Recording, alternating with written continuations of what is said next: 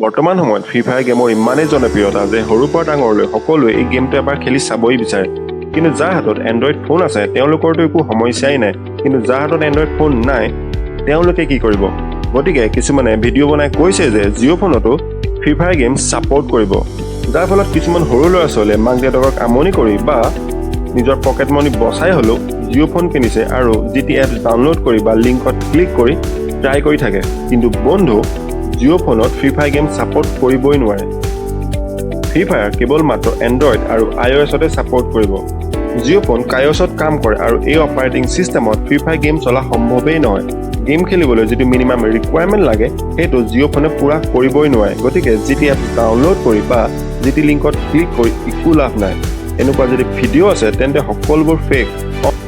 যদি জিঅ'ই upgrade ভাৰ্চনৰ mobile launch কৰে হয়তো ফ্ৰী ফায়াৰ চলিব পাৰে। কিন্তু এটা কথা, অকল গেম খেলি থাকি টাইম ৱেষ্ট নকৰিবা, কাৰণ এই সময়কণত যদি পঢ়ি কিবা এটা শিকি নোলোৱা পিছত ডাঙৰ পস্তাব লগা হ'ব। কাৰণ গেমতো লগৰবিলাকে আহি বচাব, কিন্তু জীৱনত বিফল হ'লে তোমাৰ ওচৰত লগৰবিলাক নাহে।